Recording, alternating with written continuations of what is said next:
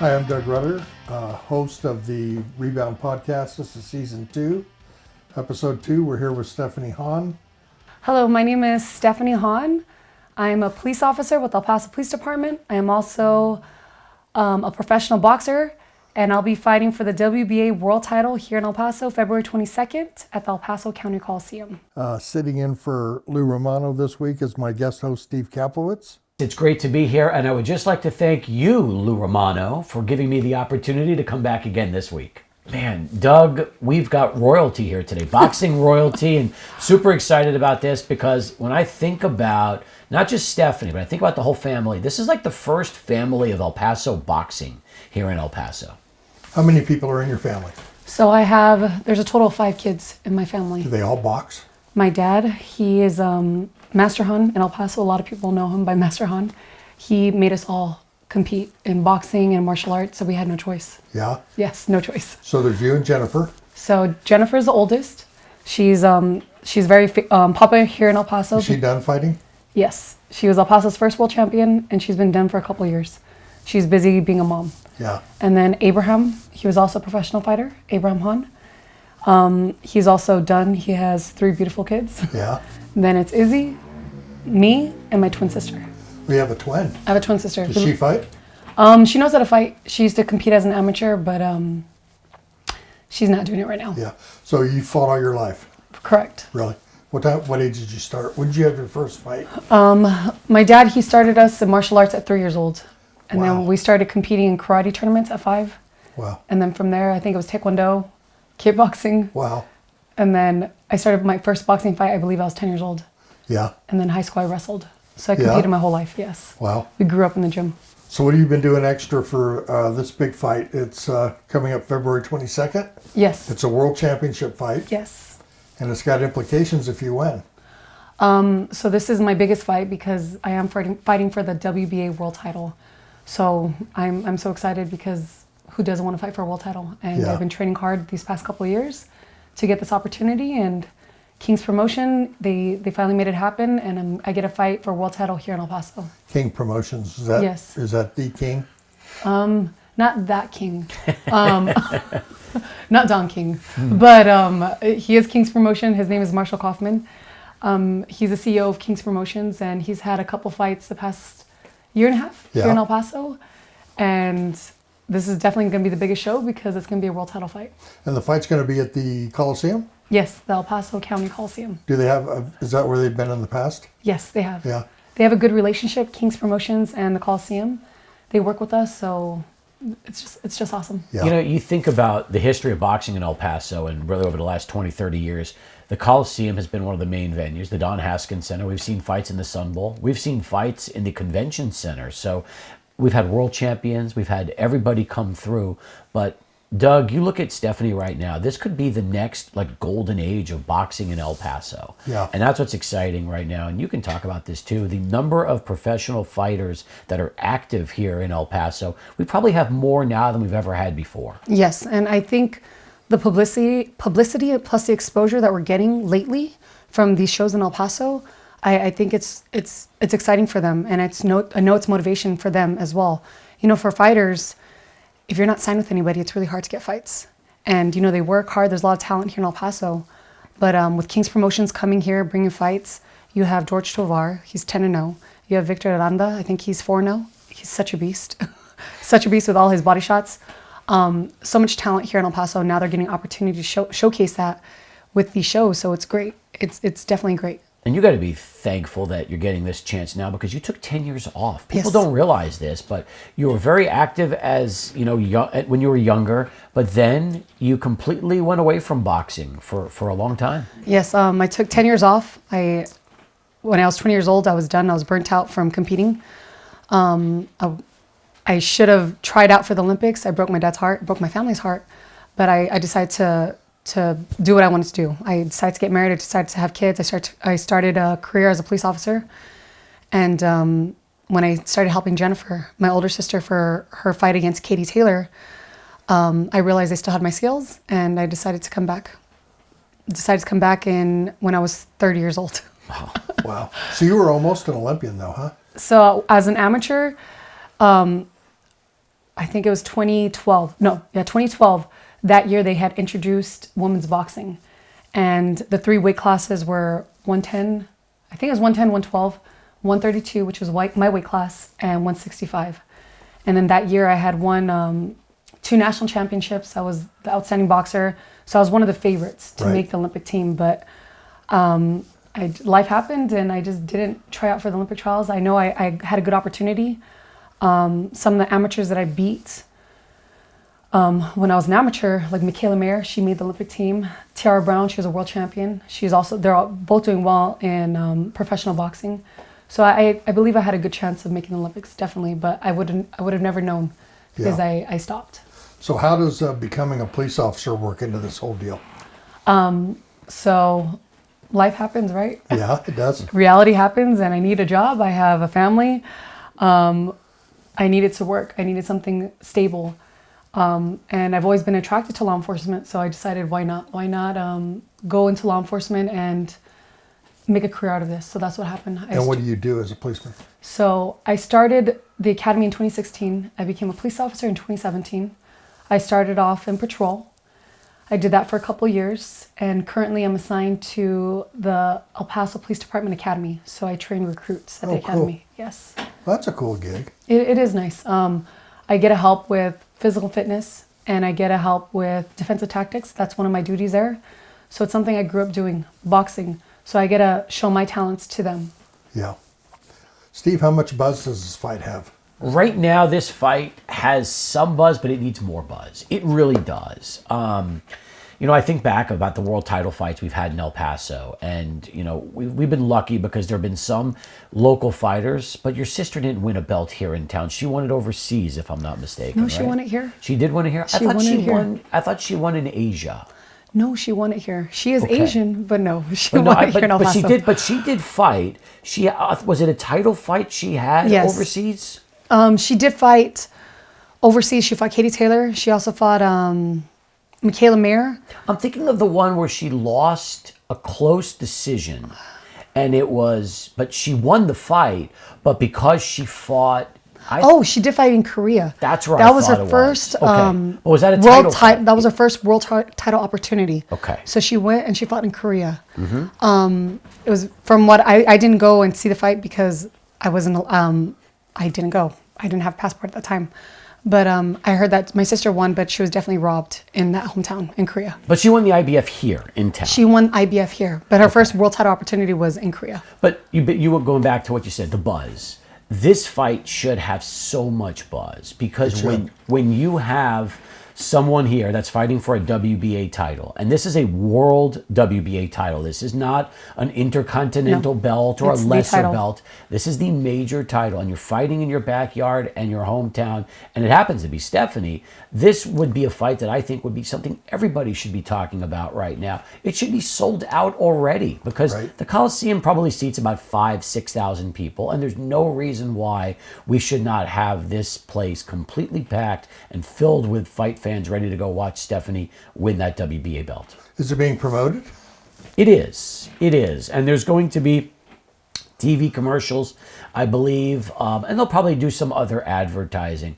But I'll just tell you this. Of all the fights we've covered over the years, there's been a lot that Lester Bedford, who's been a promoter and done so much with El Paso, anytime Lester was involved with a big fight, we were always talking about making sure that there were commercials on the TV and on radio, a month out. And you just want to try to sell as many tickets as you possibly can. And that's the thing here is that, you're doing great things, putting Stephanie on and giving us a chance to profile her before this fight. But we need to do everything we can as a community to realize that, hey, you know what? When you fight, and you can talk about the importance of this, when you fight in your hometown and you have 4,000 or 5,000 screaming fans in your corner, what that does for you when you're in the ring. It makes a difference. It makes a difference when I'm in the ring, and especially like my last fight, I fought Miranda Reyes. She was tough. She was no joke. She fought 3 world champions, and hearing the crowd chant my name, Stephanie, Stephanie, it really makes a difference. And it's just this extra internal motivation that, of course, I don't want to lose in front of all of you guys. You guys came to support me, and I want to make it a show, and I want to be your champion. And I know that this title is going to be the biggest fight of my life because I am fighting for the world title. And I want to be El Paso's next world champion. I want to make, I serve the community as a police officer.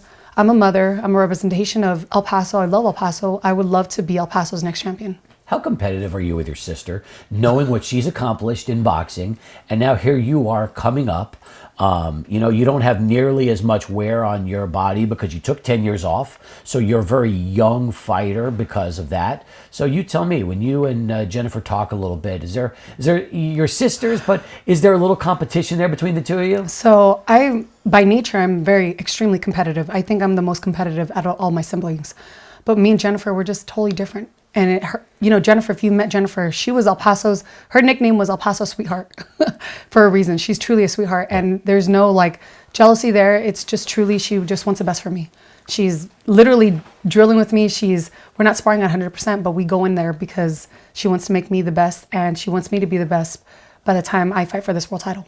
Doug, I've talked to Jennifer a lot about Stephanie, and one of the things she's always told me is that Stephanie has a lot more power than Jennifer had. And Jennifer had, she was quick in the ring. She was always able to counter punch really well and jab and score fights and win because of point scoring. Whereas Stephanie has that knockout ability that if she catches you at the right time, she's going to put you on the floor. Yeah.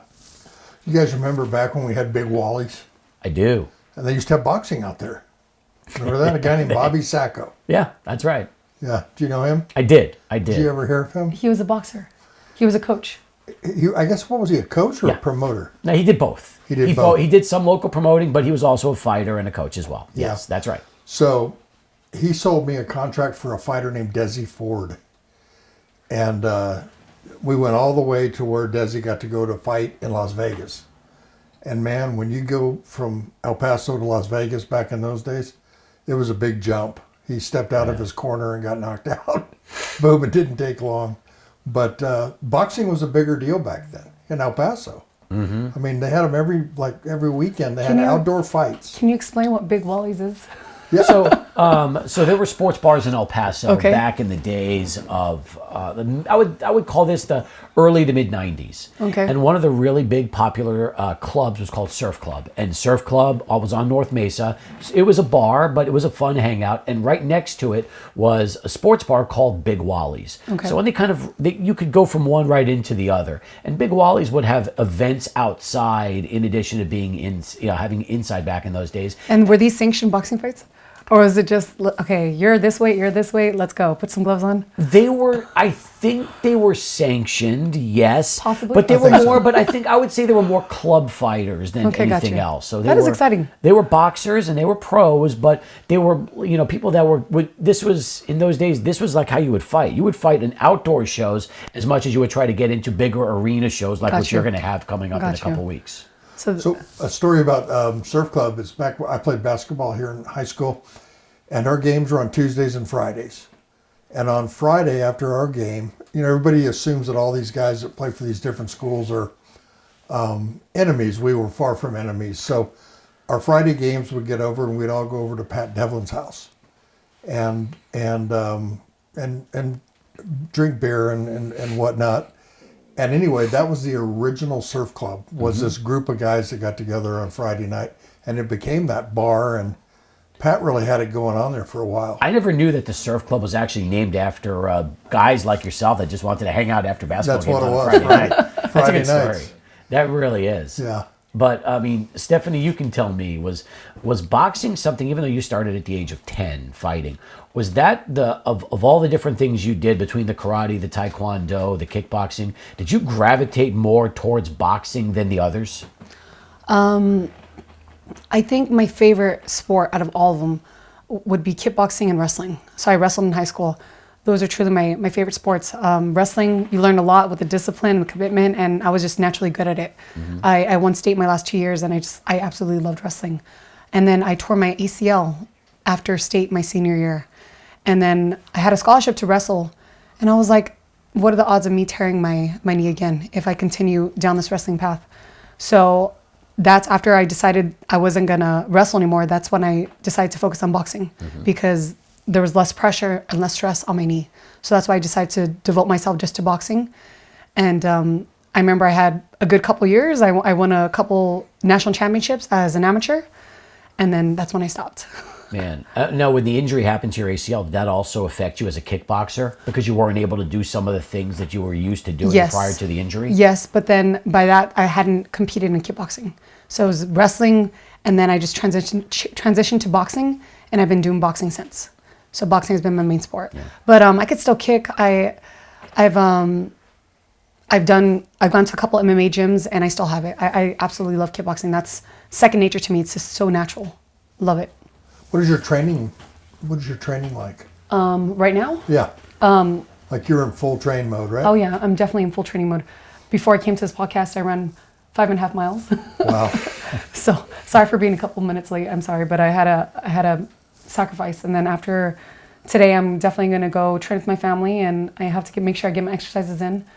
But a typical day, Monday through Friday, I go to work. I work at the academy. I get off around 4 p.m. Then I feed my kids. I go to Las Cruces.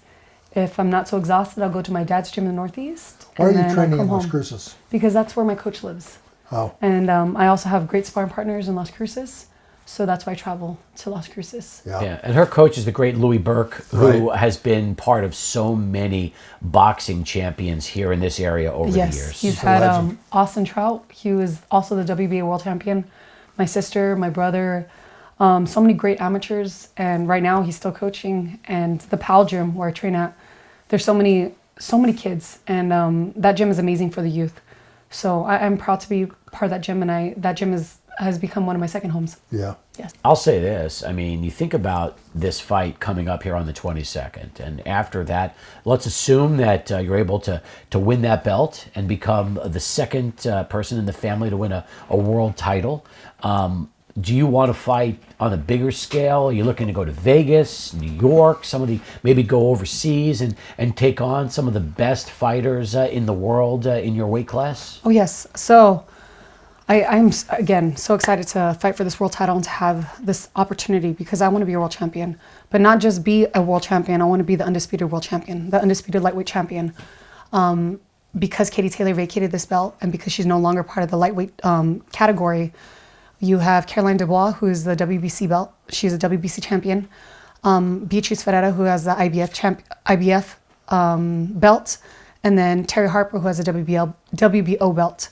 So if I'm able to win this fight, be a world champion, then I would like to unify one by one and get those opportunities wherever it may be. So if it's in El Paso, if it's in Las Vegas, if it's in the UK, to me, it doesn't matter. I just want those opportunities to get the rest of the belts. I love that. And that's another thing. And again, I hate to keep bringing this back to Jennifer, but I just remember that when she won, prior to that championship, she had a really hard time getting fights. We used to talk all the time, Doug, and Jennifer would say that it is so frustrating because fights would be lined up, they would fall through, and she wouldn't be able to get another one. You train and be ready to go, and then the fights fell through. And it seemed like for years, maybe even during the prime of her boxing career, she never had the true opportunity to be as active fighting in the ring as you're getting the chance to do now. So I'm really happy for you because it seems like you not only have this fight lined up, but this is a great time to be a female professional boxer compared to where it was maybe 5-10 years ago. Oh yes, women's boxing is definitely blown up and there's a lot of exposure to women's boxing, and the champions, they want to fight each other. I know that Caroline Dubois, she's already offered to fight me, Beatrice Ferreira as well, and after I have this belt, I'm totally down. I don't want to waste any time. I want to fight the best in the world. I'm not scared of them. I know they underestimate me, and I'm glad that they do because I want to show them how good I am. How long between fights? It just depends. So my last fight for this belt was the WBA International. I fought the end of July, and then it's been 7 months since. Yeah. But this year I want to stay busy. I don't want to waste any time. So if I'm able to fight, obviously I'm going to fight in February. If I could fight 3 months afterwards, I'd rather just stay in shape and just do it. Yeah. Yes. What about your parents? Do they get nervous every time they see you go into the ring for a big fight like this? My dad he has his wheelchair, he sits there and he just stays quiet. He's just there, quiet the whole time. But after I win, he's so excited. That's when he yells. But during the fight, he absolutely says nothing. My mom, she's no longer with us. I love my mom. May you rest in peace. But when she would come to the fights, she wouldn't come often. She would come very few times. And every time she came, she was such a nerd. She would bring a book. She'd read the book, and when we fight, she'd look up, and then after the fight was done, she would read a book again. That was my mom. She'd be there just to support us, but she was a lover, not a fighter. Yeah, no, I That's my mom. understand. As far as people of El Paso getting a chance to watch this, especially those that have never been to one of your fights and they've never seen you and George and Victor and all the great El Paso and Las Cruces fighters that are going to be in the ring on the 22nd, what's the best way to describe what that night of boxing will be like for them? There's so much talent on this card. You have a heavyweight from El Paso, Marco Duran. You have D'Angelo Sanchez. He's a lightweight from Las Cruces. Have you met him? Mm-hmm. Such a talented national champion boxer. You have Victor Aranda, who's undefeated. He was an Olympic alternate. Do you know that he was an Olympic alternate? I do. So much talent. And he knocks everyone out with his body shots. Very exciting fighter. And George Chavar, he's 10-0. He's rising in the ranks. There's so much talent. And then obviously I'm undefeated. I'm fighting for a world title. But we all work hard for these opportunities. And I know that all of them are wanting that goal to be a world champion. And it starts here. You know, we need that support. We need the community to come out to support all of us. And please come out to be there, to follow our dreams, because we want this. We want to represent El Paso, not only here, but to get those opportunities to fight on the big stage as well. It's going to be an amazing night for El Paso, Doug. It is going to be an amazing night. I think that's all I have. Well, I'll tell you what, Stephanie, best of luck. Thank you. We're excited to see you come into the ring for this WBA World Championship, and just can't wait to see what it's going to be like when it's all said and done and they get a chance to raise your hand in victory. I appreciate it. Thank you. Thank you. Thank you, Stephanie. Thank you for having me. Thank you.